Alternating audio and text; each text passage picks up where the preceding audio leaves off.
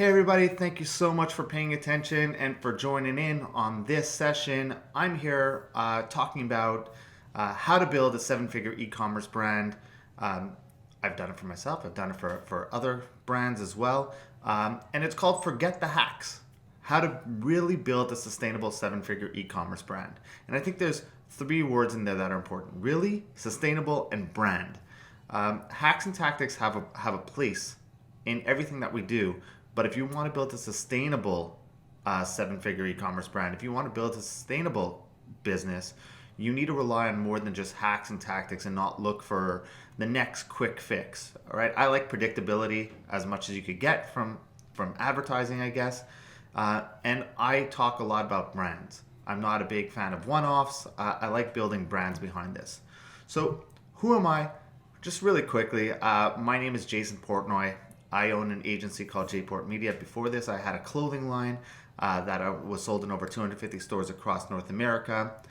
I've been featured in Entrepreneur, Forbes, Ad Age, NBC, ABC, Fox, CBS. Anyway, I don't say that to impress you. In case my mom's paying attention, I'm doing this to impress her and show her that I made the right decision by not going to law school and doing this. So this is for you, Mom. But really simply, I'm just a practitioner, right? I had my own brand before I ever took a cent from a client, before I ever helped scale other brands to seven figures. I spent a ton of money on myself in order to figure out what to do, and I've spent a lot of money learning what not to do, if I'm going to be perfectly honest with you. My road was interesting. It led me to meet a lot of interesting people that led me to start a podcast called Perfectly Mentored. Perfectly Mentored allowed me to go pick the brains of some of the smartest business people on the planet. So a lot of what I'm going to tell you here today is not just things that I've learned and have done for myself, but it's things that I've learned from some of the brightest and the smartest guys like Damon John, who's a close mentor of mine, Gary Vaynerchuk, Billy Jean, my man Nick Shackelford, who put this on, Ryan Dice, Tim Bird, Molly Pittman, Frank Kern, Ezra Firestone, Josh Alexandre, who built Snow Teeth Whitening, just super, super smart people that kind of formed me as a business person and as a marketer. So everything that I'm giving to you is actually things that I've learned from them, as well as things I put into practice. I own an agency called Jport Media. Very simply, we're Facebook marketing partners, we're Shopify partners, Klaviyo partners, ManyChat agency partners, digital marketing certified partner, Snapchat partners, and we're an Inc. verified business.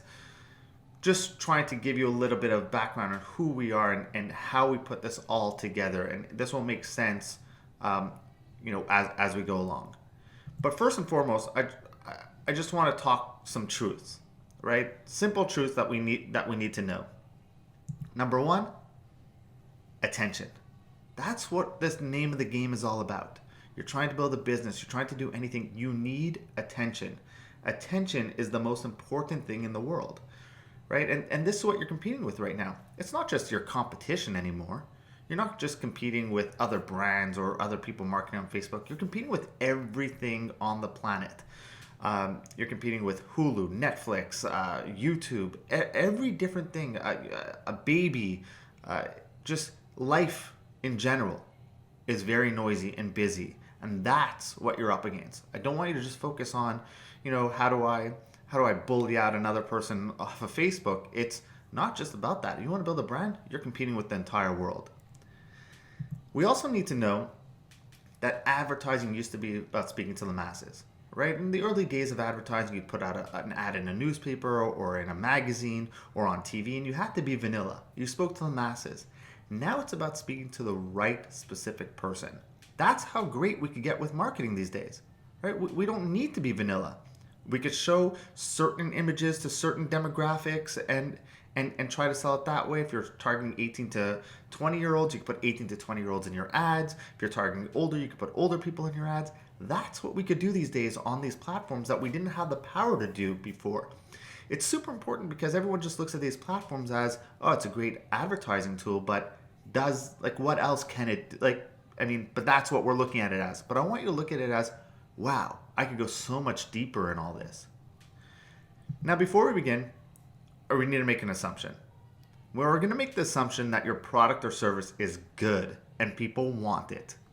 And it's an important assumption to make because marketing does not fix a bad product or service.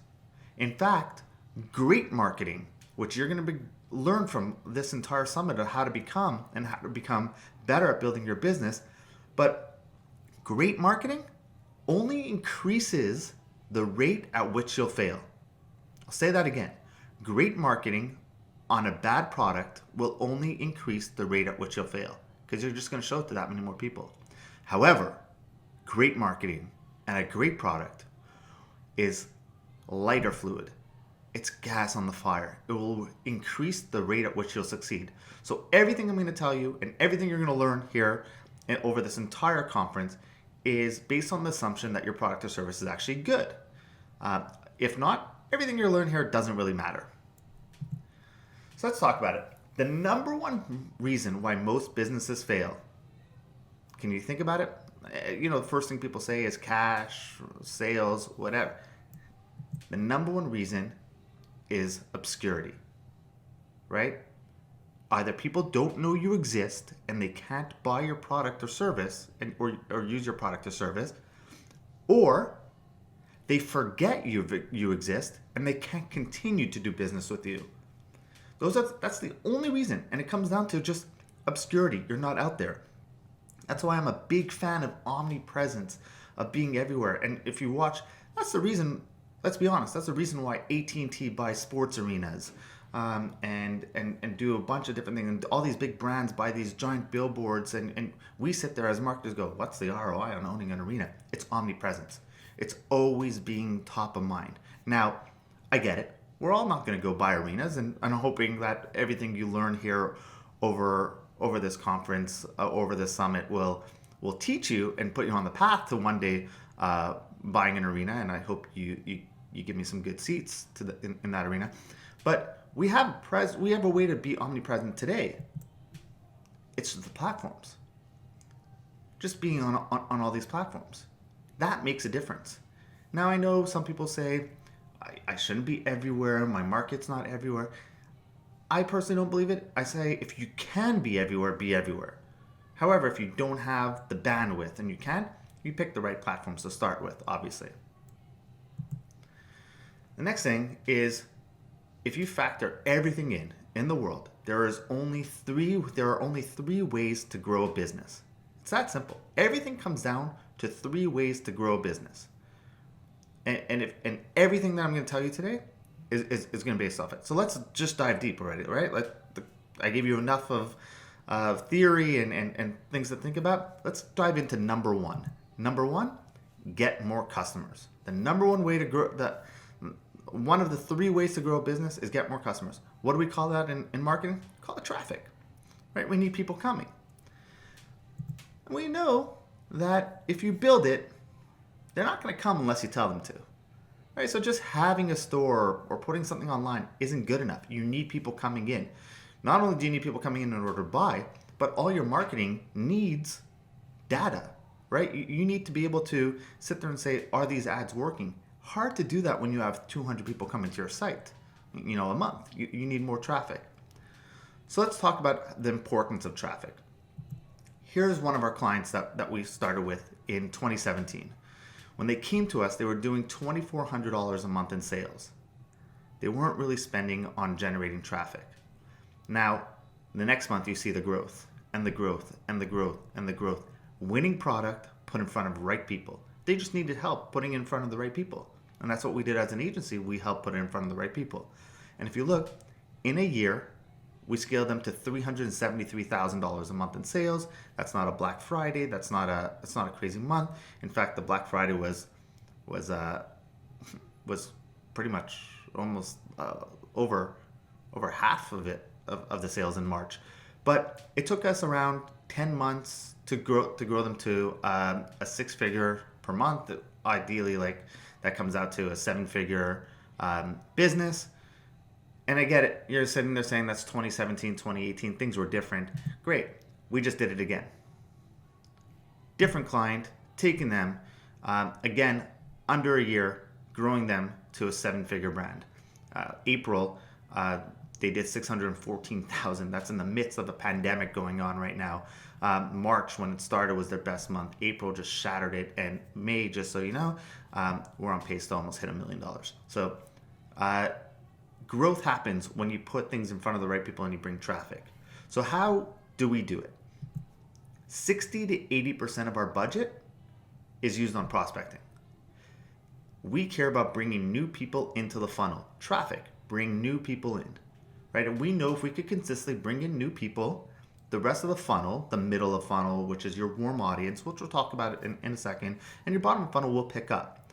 But as a media buyer, right, when you hire someone to run Facebook ads, or you're being hired to run paid media for a company, that's what you're looking at. Or if you hired someone, these are the questions you should be looking at. How much are they spending on prospecting and bringing new people into the business, right? So ideally, we try to spend around 60 to 80% of our budget. That changes.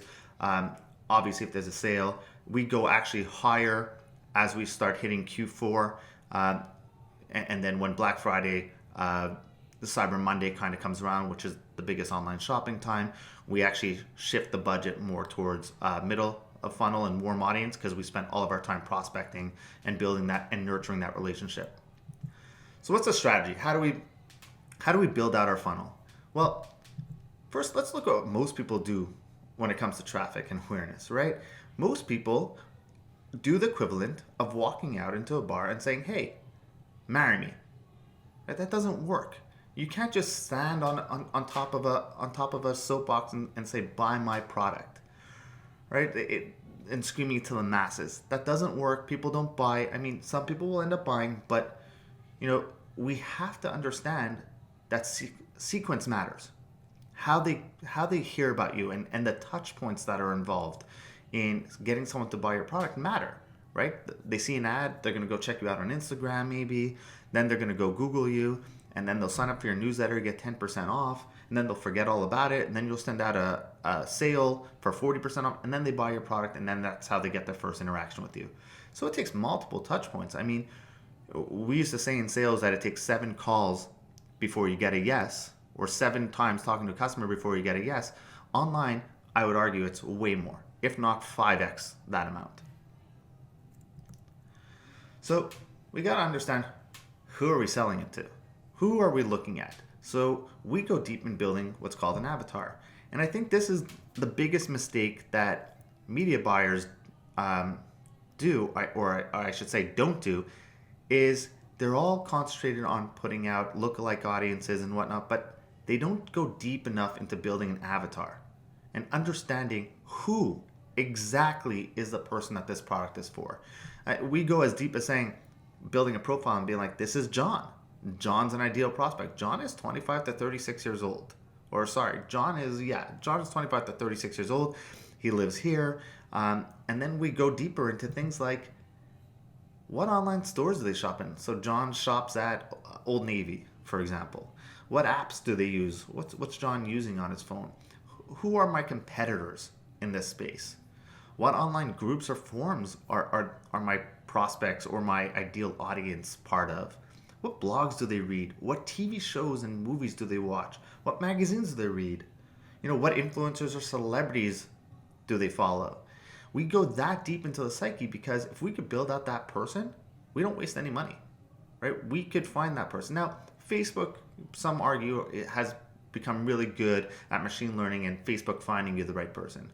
But that's only if you have tons of data, right? If you have tons of business coming in, then yeah, Facebook is good at what it does. But for prospecting, for bringing in new people, I would argue that building an avatar is probably the most underrated part of any marketing or any media buying that you're going to do. This will save you tons of money and tons of headaches of banging your head against the wall if you understand how to build an avatar. The next part in all that comes down to copy and creative. And here, I would say when it comes to copy, one of the most important things is understanding is transformational selling. Now, what is transformational selling? Transformational selling means that they're buying a desire, they're not buying your product, they're buying the outcome of your product. So here's a perfect example. Lipstick. Women don't buy lipstick because they want lipstick. They want lipstick because of how it's going to make them feel. They feel more beautiful. They feel more alive, whatever it is. You have to sell them the desired end result. Don't sell them the product. Sell them the result. So how do we do this? Very quick trick. We build the before and after grid.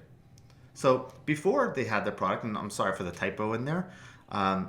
It's not be or free. It's before.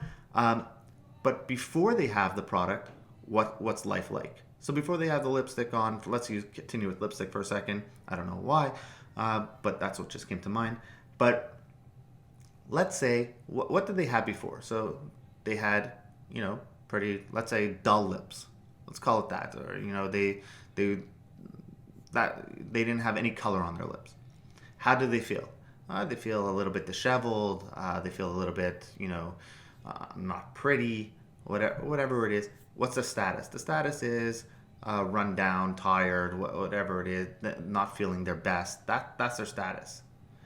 How do they feel after having your product? So the lipstick. Well, now they have beautiful, bright, shiny lips. How do they feel? They feel like they have more self-esteem. They feel more on top of the world. They feel, I guess, more beautiful and prettier and more confident because of that. And what's their status? Status is queen of the world. They're on top of the world. They feel great now, like they could conquer the world. Yes, it's lipstick, but that's what you're selling. So one of the best ways to do this actually is go look on Amazon. Amazon's very good when it comes to reviews, for example, of looking what people have as reviews. So you don't necessarily, if you're doing lipstick, for example, go look at other brands. What are people writing? How does it help them? And then you'll find before and after in there as well. Sometimes even in book descriptions, for example, if you search a book around the topic you're looking at, a lot of self-help books will tell you, hey, do you want to learn how to get this or get this or get that or get that? And that's the copy in the review description. And we kind of just tweak that, for our brands. The next is what we call organic. I think everyone should be posting to their own page and to their Instagram post organically. We take the organic posts, and I understand this a while ago because we have a tag product in there, but we take the organic posts and we run them as ads. And what does that do? One is that boosts their organic reach because more people are seeing it. So it tricks Facebook into understanding that more people find this interesting on the page. So it shows it to more people who actually like the page. But it also looks native. It doesn't look like an ad, right? It looks like it's part of the news feed. That's super important. We'll get to UGCs in a second. That's the whole purpose of what they do. But I love taking organic posts and turning them into ads. I'm a big fan of that, and I've seen it work really, really well. The next is what's called dynamic creative, where you could actually upload multiple images, multiple copy, multiple headlines, and Facebook will spit out different variations and try to test. Now, one of the ways we like to use this is, for example, a new product launch, and we want to understand which creative does better. So if we have like killer copy, we'll put one copy in, we'll put one headline in, and we'll do dynamic creative around different images to see which image is better. Once we have a winning image, for example, or let's say we know we had a killer image, we then take that image and then try different headlines and keep the copy and the image the same. There are a lot of people who do things differently. I like to have, I like to really kind of pick my variables of what I'm testing and try to find the best result and find the best copy, the best headline, and the best image. And I feel like that's the best way. Many people see results other ways. I'm just telling you what's worked for us. The next is UGCs, user-generated content.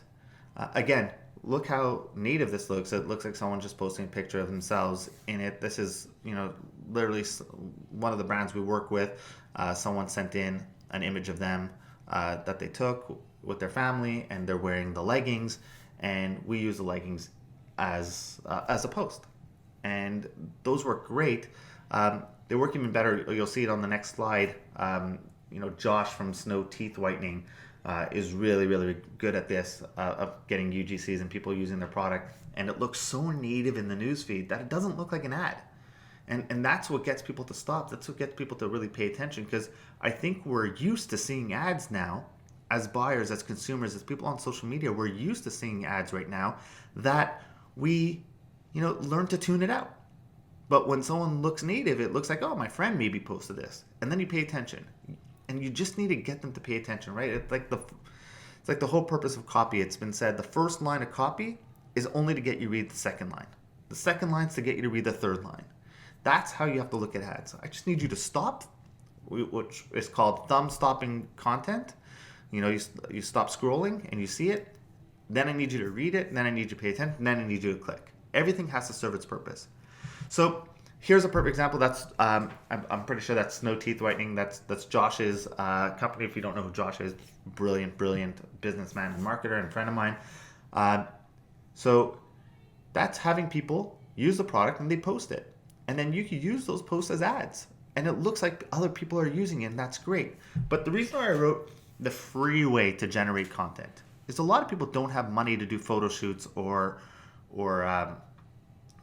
to do video shoots and whatnot. So one of the best ways I found, and I started this when I had my clothing brand, was you find people who fit the demo you're going after. So if you need beautiful, attractive women, as models, then you find beautiful, attractive women on Instagram. And you don't necessarily need someone who has 10,000 followers because, again, the goal is not to get them to sell your product for you. And you reach out to them and say, hey, if I send you the product, would you mind doing a video testimonial if you love it? And take some pictures in it, in exchange for the free product. Most people will say yes, especially if they don't have a ton of followers. But the amount of content you could get just by giving away product, and you could get crazy stuff. Like we did it. We sent it to people in Alaska. We sent it to people in Arizona. And so we got desert pictures, snow pictures. It was just things that you wouldn't be able to get from a photo shoot because it would cost you thousands and tens of thousands of dollars in location shoots. Like this is what you get, and you get a ton of stuff. So I would argue that barter. Use your product in order to get images. And again, the goal is not to look at influencers as a way to sell product, but the goal is to use influencer marketing, I guess, as a way to get content. Number 2, second way to increase your business or grow your business. So number 1 was get more sales, which is traffic. Number 2, increase your pricing or increase your average order value, right? That's one of the only other ways, right? So we established that one is you need more customers. That's an easy way to grow your business. To grow your business, you could just tell everyone that bought from you, you're raising your prices and now you make more money. That's another way. Or increase your average order value. And average order value is so important because it plays a role in your return on ad spend on Facebook ads, for example, right? Average order value is one of the main components in return on ad spend. And the easiest way in your control, and that's important, in your control to increase your return on ad spend. Everything else kind of involves like, how do I lower this? How do I lower my cost per acquisition? How do I do all that? Easiest way for you to take control of something that's 100% in your control versus Facebook's control is increase your average order value. So how do we do that? Easiest way, upsells and cross-sells. Right? When you upsell them to a different product or a more expensive product, when they're about to check out, you say, hey, would you like to add another one for 10% off, or gift a friend for 10% off, or you bought this hat, you bought this sweatshirt, it would look good with these jeans, and show them the jeans. And that's how you increase the average order value.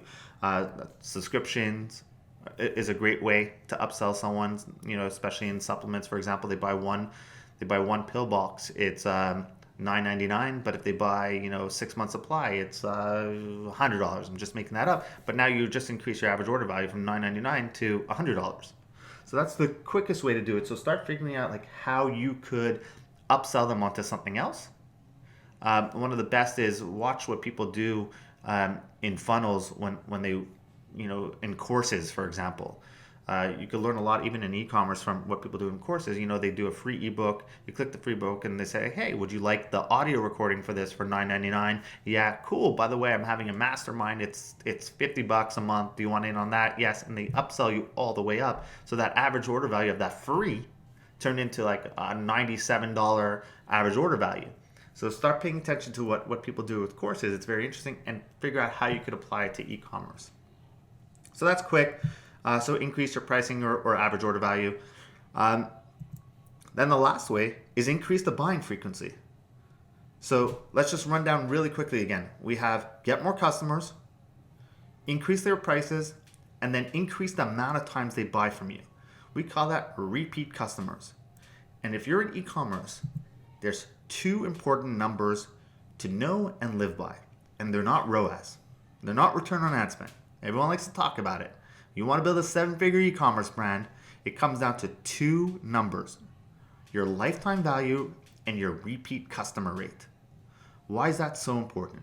Well, you need a 5x return on Facebook ads, for example. But do you? If you could break even, or let's say you could even lose money. So you spent $100 to acquire a customer, but they bought $50. So what's your return on ad spend there? Your return on ad spend there is a 0.5, right? You lost $100 on the acquisition. However, you spent $200 to acquire a person who bought who bought a $100 product. However, if they buy from you 10 more times throughout the year, did you really lose money? Or is your return on ad spend, way higher? So let's look at it, very simple math. You spend $100 to acquire a $100 customer, to acquire a $100 order, so that's a 1x return. If they buy from you 5 more times, you 5x'd. Right? Like, that's how you have to think. Lifetime value, repeat customer rate. If you're going to sell your e-commerce business, one of the major numbers investors or people looking to buy your business look at is your repeat customer rate. How often are they buying from you again? Right? And 7-figure stores have high amounts. That's why, if you're selling a product that, they're only going to buy from you once, of course you need to be profitable off your Facebook ads. And I totally get that. You don't have that. But if you have a product that you can keep selling them, and if you're looking for a product to sell, look for something that you could get them coming back on, like apparel, for example. I know it's saturated, but things that they could keep coming back on versus, hey, I'm going to buy a $4,000 motorcycle. They're never going to buy a motorcycle for the next 5 years, right? So your repeat customer rate is going to be pretty low month to month. But that's how you have to look at things. Unless, for the motorcycle example, you sell them other things. Maybe you make a motorcycle line of clothing and hats, and you could upsell them and cross-sell them other stuff and increase the amount of times they come back from you. But those are two super important numbers that you need to know as a business owner. You need to know those numbers because they dictate how much you could really spend in marketing. So email marketing is one of the best ways to increase your lifetime value and repeat customer rate, because once you acquire them and they're in your email list, they're free. They're free to send to.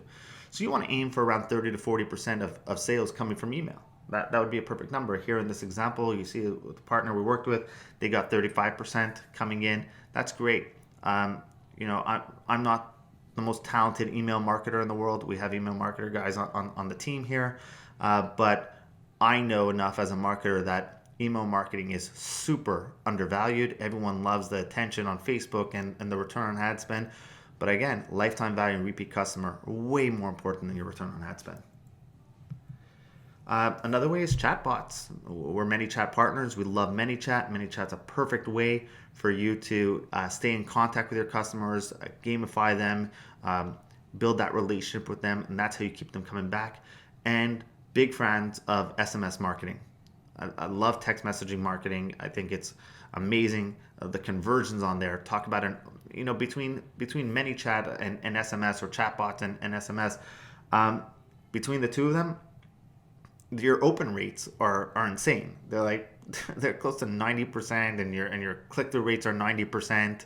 Like, those are numbers that happen in email back in the day. Like, people don't see those numbers anymore. So that's super important for you to pay attention to and for you to look at. Again, chatbots, we have a preference for ManyChat, for SMS. We have a preference for PostScript for e-commerce. Again, I mean, we're an affiliate with them, but we find that one worked the best. I'm open to testing others, and as you should be as well. But I'm just giving you what we use. A couple of bonus points to talk about here that you could add. Number one, have great customer service. I know that sounds super, super like obvious, and you're looking at it and going, be like, of course, who has bad customer service? Everybody. Everybody has bad customer service for the most part. It's hard to find people with good customer service. If you could excite and wow your customers, your repeat customer rate will be higher, which means your lifetime value will go up, right? There's so many ads that I've seen from brands, even brands that we work with, that we have to continuously pound into their head. Respond to the comments, respond to the comments. Even if they're negative, don't delete. A negative comment is a way to turn someone who is upset into a raving fan about you if you respond in the right way. Now, obviously, if someone's derogatory and swearing at you and whatnot, yeah, you could delete it or hide the comment and block them. But, if someone's like, hey, shipping is ridiculous, this takes forever. If you go in and respond and be like, hey, so sorry to hear that. Let me look it up for you. What's the problem? And you solve the problem. Other people see that. And what do other people sit there and say? They don't focus on that it took that person long for shipping. They focused on, oh, wow, if there's a problem, these guys will respond. So I'm not worried. It's trust. They have now trust to buy from you. So great customer service is super important to have. And you can look at it also in the sense of use that as when you send your product out. Is there a wow factor when they get it? Are they happy? Do they want to show other people? Are you exciting them? That's all part of the customer value journey. That's all part of the journey your customer has to take before they become a raving fan of yours.